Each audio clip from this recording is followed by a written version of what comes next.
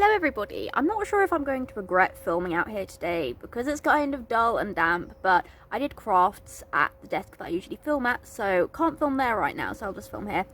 I wanted to talk today about how autism can impact relationships, and this is definitely not to say that it's bad to have an autistic partner, definitely not, because those of us who are autistic are usually extremely loving and caring, but because autism is primarily a difficulty with social interaction and social communication, those are things which relationships entail quite a lot, so it can come with some extra added challenges, but as long as the autistic person and the partner are able to work through these challenges, then it's not a major problem. So the first thing is that a lot of autistic people experience sensory processing issues, and this can sometimes include a sensitivity to touch and aversion to physical touch from other people. And this can make things like affection quite difficult because a partner may want to hug and kiss the autistic person, but the autistic person may not actually feel comfortable with it, so they have to explain that. That can be a first challenge, explaining what you're not comfortable with and saying if you're not comfortable with physical affection. But a loving partner should be respectful of that. And over time, it's possible that you may feel more comfortable with it. Another difficulty faced can be a difficulty seeing other people's point of view. Some autistic people can have difficulty seeing other people's perspectives and seeing other people's point of view, and sometimes this could lead to arguments if your partner is sharing something and you highly disagree with them because you can't see where they're coming from and can't see their point of view. That can cause an argument, and that can put some strain on a relationship if it happens all the time.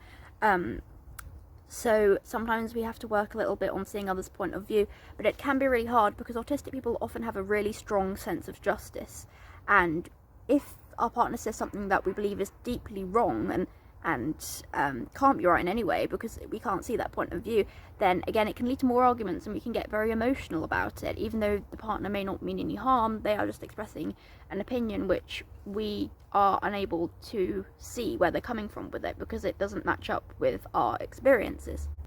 This kind of leads on to the next one, but a lack of emotional regulation. Some autistic people are very prone to meltdowns and may struggle to regulate emotions. We may find it a massive challenge to express how we feel in a calm manner. We may get very anxious and argue and cry, and that can cause some issues. We basically just may be very reactive because we don't have the ability, like other people, to think before we act necessarily. We may act on our emotion without being able to think it through, as we just do not have the ability to regulate emotions. And lack of emotional regulation isn't a choice, it's just a genuine problem with how we express emotion. We are unable to do it in a calm manner. Many autistic people have a limited understanding of jokes and sarcasm, and this was something that was brought up quite a bit in my autism assessment. But if you're with a partner who is making jokes, they may be kind of upset if you don't laugh because it's obviously not the autistic person's fault. We don't realise a joke has even been made, and if we do, we don't understand why it's funny, we don't understand where they're coming from or where the humour is, and our partner may get upset. They may think that we're kind of boring or that they're actually not as funny as they thought they were, but it's not that. It's just that autistic people in general often have difficulty understanding jokes and sarcasm and picking up jokes and sarcasm. Many autistic people need a lot of time alone to recharge because we already put so much effort in attempting to socialise and masking and just trying to get through the day. We need a lot of time to recharge, and extra social interaction that we're not ready for can really send us over the edge and trigger meltdowns and lots of anxiety and stress. So it's important that we take time for ourselves, but we do sometimes take more time to ourselves than the average person because that's just what we need. But a partner may get a little bit confused and think we're ignoring them or think we're really antisocial. So it's important for us autistic people to explain to a partner that we are not trying to be antisocial. We do just need time to recharge, and explain the reasons why. Explain that it's nothing to do with them and that you will socialise with them and their friends when you can, but when you need time alone to recharge, it's really, really important that you get that, and an understanding partner should be accepting of that. Because we struggle to understand social expectations, we may not understand another person's boundaries. We never intentionally disrespect boundaries, but it's just that we may not realise that we're crossing a boundary. So we may send about 20 text messages to someone and not realise that they may not want to wake up to 20 text messages. That, or we may overcall, we may call them way too much when they're busy, not realising that we're not supposed to do that. This can, again, put a bit of strain on the relationship. It's just important for the other partner to explain that they don't feel comfortable with that, clearly set out their boundaries and what they're comfortable with in a kind manner. Sometimes we may say what we think and not realise that it's offensive. So, wow, if a partner expresses an opinion to us, we may say that is ridiculous, or really offensive, or we may just disagree very strongly, but then the partner gets offended because there are better ways to express your disagreement than to say exactly what you're thinking. Because, if someone says their opinion, you're like, that's ridiculous, they might take offence. Or if you say that is a really, really bad opinion, or that opinion is really harmful, but we can't see the other point of view, it might actually not be harmful. It can be confusing, because the other person might get offended if we're expressing our feelings about something. I mean, it is always good to express your feelings about something, but we may do it in such a blunt manner that we don't realise that it could upset the other person. So it's important for the partner then to explain that was kind of upsetting and hurtful, but also for the partner to realise that we may not have meant it. If we're highly apologetic, then we probably didn't mean it. This one is more about before a relationship starts, but we are likely to struggle to pick up on flirting. Apparently people have flirted with me for months before and I never picked it up, because we often probably just assume that people are being really kind and that they're a really nice person. It may not cross our minds at all that they are actually interested in us in that way and that they're trying to flirt. We may just not pick it up at all. We may just assume that they're a good person. This can also cause issues though if you are in a relationship and someone else apart from your partner's flirting with you and you don't realise, so you just talk to them and interact with them like a friend. Your partner may think that you are unloyal or unfaithful when you're actually not. You just don't realise that the other person has other intentions. You just want to be their friend. You're just talking to them because they're a nice person, but the other person may actually be flirting with you. Some autistic people may have low self-esteem, and this isn't a trait of autism itself, but may be due to an autistic person facing a lot of bullying or discrimination or co-occurring mental health issues like depression that may occur with the autism. And low self-esteem may mean that someone either settles for someone, like anyone, even if they aren't deeply in love with them, which is sad, or a person might leave once a relationship starts getting serious because they may feel like they're unworthy of it, which is, again, really upsetting. We may ask for quite a lot of reassurance that our partner still likes us and stuff, because of that low self-esteem, and some people may think it's clingy, but again, a loving partner probably wouldn't mind. They would want to make sure you're comfortable and that you feel loved. We may struggle to do things independently, such as going up to a cash register to pay for our shopping. We may feel too anxious and awkward to do that, so a partner may have to do it with us, and the majority of partners will accept that and will support us because they love us and they want to help us. But there are cases where a partner may not understand it. If there's a partner who just doesn't understand it and doesn't understand autism and refuses to learn about it, then they are not the person for you, because autism does affect us, and if it affects us, then it will probably affect a little bit of who we're in a relationship with. But as long as it's not too hard on them, they should be able to be accepting and support us where it's needed, as well as supporting themselves. It's important to obviously have boundaries. They need to support themselves as well. But a loving partner isn't going to hate on you or judge you for being autistic. If they did that, then they would not be a loving partner and they would not be an appropriate partner to be with. We may struggle to understand expectations around dating. Some people meet a lot of people on casual dates, maybe people that they meet on dating apps or something, and some autistic people may feel anxious and uncomfortable about this. Of course, people feel anxious and uncomfortable about this even when they're not autistic, but an autistic person may not understand how you can meet up with someone that you don't really know, because an autistic person may potentially crave a really close connection. And again, this isn't just an autism thing. There are autistic people who don't have this, and there are non-autistic people who have this, but there are some autistic people who may just not understand society's views on dating and the way it's done and stuff. And as well as this, some autistic people really struggle to think about what to say when they're dating or even on a phone call. Our minds can go completely blank, and that can create some awkward sorts of situations because we may be talking to someone and then they may be talking back to us, but then we run out of things to say, and then we're just sitting there. We may just not understand what we're supposed to do on a date, and we may ask some bizarre questions because we may not know what's socially acceptable or not socially acceptable to ask, and this may scare some people away, but also it may, for some people, it may make them more interested in us because they can see that we're unique and different, and some people may think that that's a good thing, because it is good to be unique, but some people may get a little bit scared off if you start asking certain questions on the first date. Difficulties with eye contact can sometimes impact relationships, as a partner may not understand why you don't look them in the eye when they speak. They may think you don't trust them or something. When you do, you just naturally don't tend to make eye contact. Again, just explain it to them, they should understand, and it can make affection and intimacy a little bit awkward, because in some situations they may think you would make eye contact with them, but you may not. Again, just explain it, and if they're loving enough, they should understand. One sad thing that I probably should cover is autistic people often struggle to read other people's intentions. We can't really read people. We may not know what someone's true underlying intentions are. So some people may think that they can take advantage of autistic people, and this is horrible, but some people may manipulate an autistic person and be emotionally abusive or abusive in other ways, and they may tell us, it's normal, it's fine, you just don't understand, and then we doubt ourselves because we are used to doubting ourselves, because our brains kind of fool us sometimes, and we learn over time that we can't really trust ourselves, but we actually should trust ourselves, especially in those sorts of situations, because sadly there are people who may try to manipulate autistic people, which is just absolutely evil and horrible, but it's something to be aware of. Another thing is that we may not pick up on certain hints. So if someone says to us, do you want to go up to my bedroom, we may take it as literally just going up to the bedroom to sit there, but the other person may be hinting something else, and if you go up there and it's not what they expected, it can be a bit awkward because we didn't pick up on what their hint was.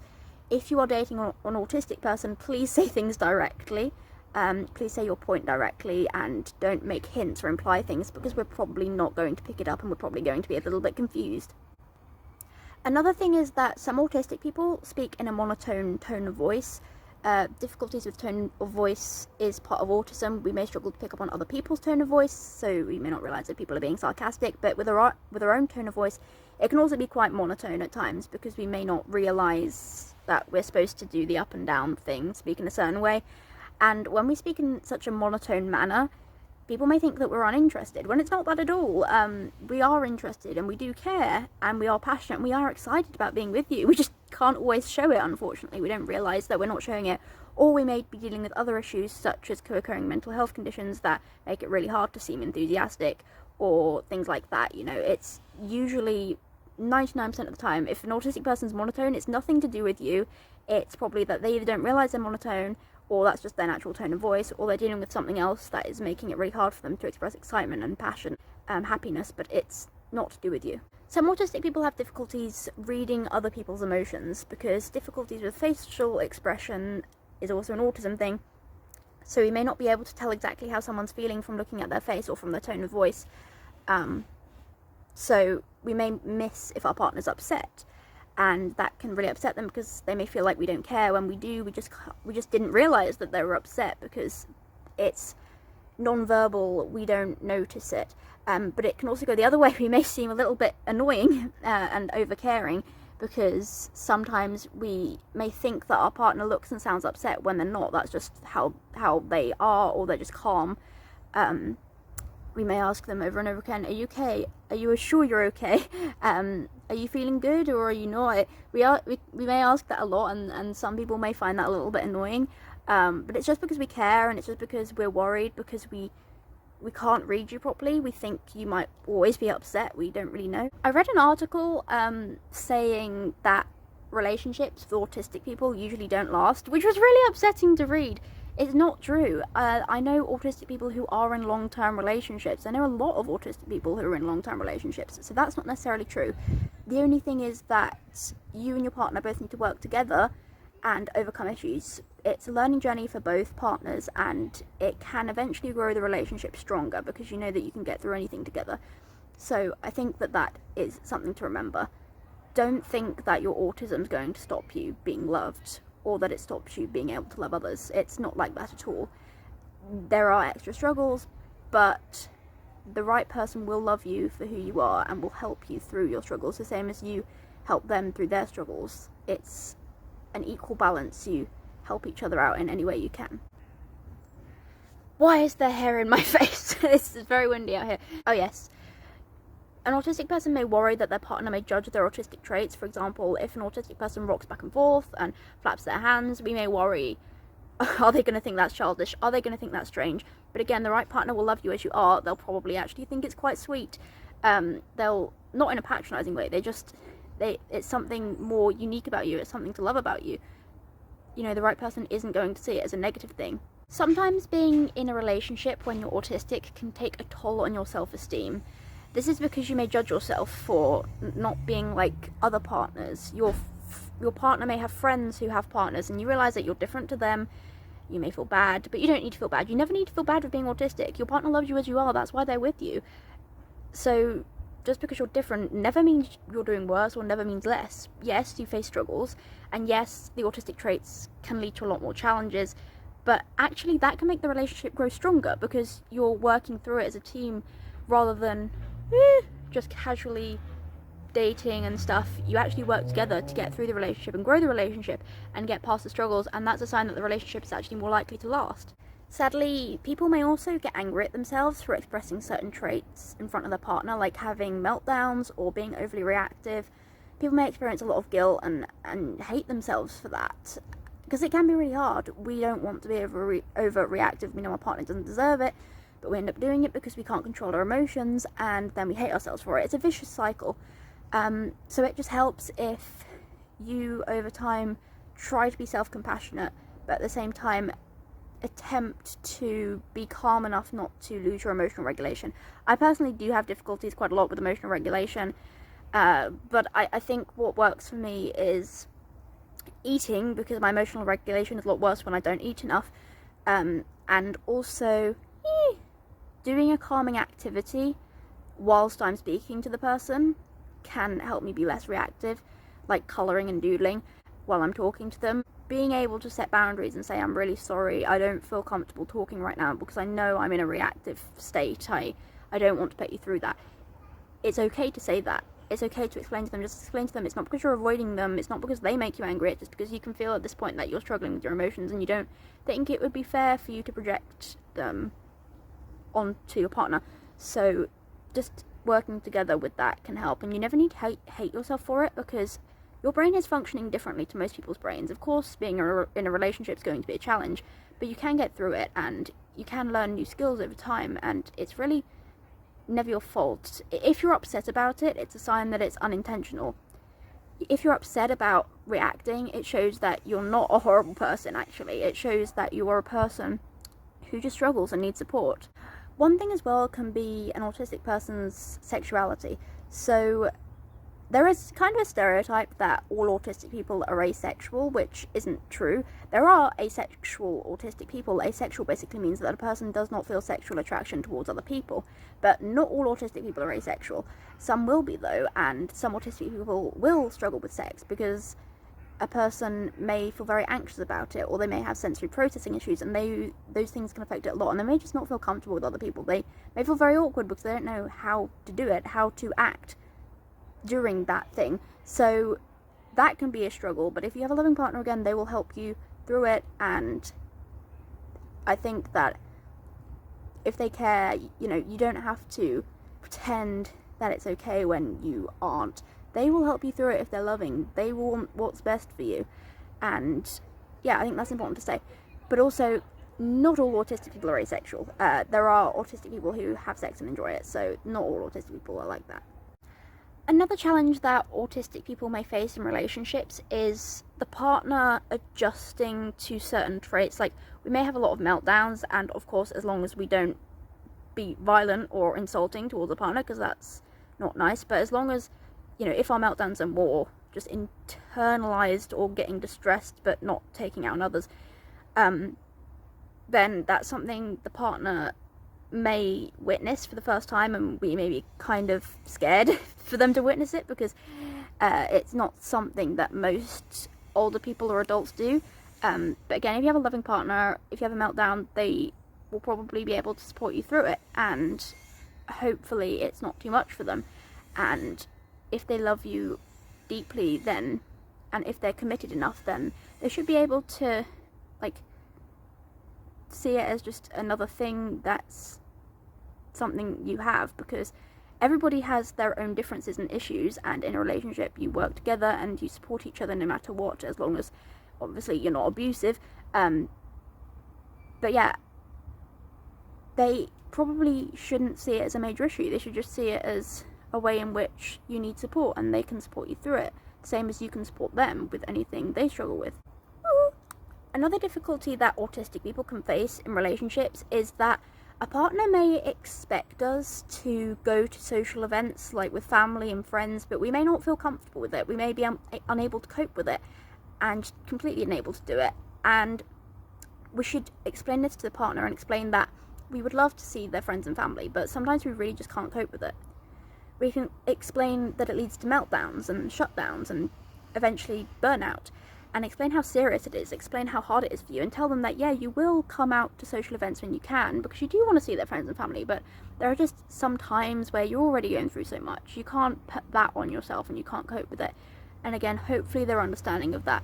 But again, it can be difficult for the partner. It can be difficult for them too, to get their head around why you can't always be around people, or to get their head around why you react in certain ways or why you think certain ways. It can be a huge challenge for them as well. But it's a learning journey for both partners. Another issue is that the autistic person may not really know how to verbally validate or comfort the partner. So the partner may be really, really upset, and we may kind of not know what to do. Like, if they tell us why they're upset, we may say things like, yes, I understand that you're upset because of that, but then we may say, but then again there's this and stuff. We can be quite invalidating without realizing sometimes, because we may not understand why they're feeling a certain way, the same way as they don't understand why we're feeling a certain way, because we may kind of appear to overreact. We're not actually overreacting, because our emotions are always valid, but we may react in a way to small things that they may not understand. But then again, we may not understand a neurotypical person's emotions. We may not understand why they're upset by something. It can clash a little bit, but we do just have to be as validating as possible, because we may not necessarily know how to validate, and we may not know how to comfort someone, because that's not necessarily something we've learned over time. We have just got to try to be as loving and caring as possible, because sometimes we don't necessarily know how to interact. We don't know what we can say that will help someone. We may try to help them by saying things like trying to help them see another point of view, but to them that's actually quite invalidating. That's something I've learned. I used to try and help people by helping them see another point of view, but turns out that was actually really invalidating without me realizing. So you need to make sure that your partner feels completely heard and completely understood, and that their emotions are valid, and that you understand why something is actually so hard for them. I have not experienced all of these things. Beans! A lot of these things I've learnt from friends who are also autistic when they share their experiences, or online. I've read articles on autism and relationships, but some of these things I have learnt from my own experience, and I can say it's quite funny. I did not realise how autistic I was until I was in a relationship with a neurotypical, someone who isn't autistic, because I spent my life around autistic people. Most of my friends are autistic, and I live with an autistic person, and I used to work with autistic people as part of a work placement, so I didn't really know any different. But once I was actually spending more time and talking to someone who wasn't autistic, I realised how different I actually am.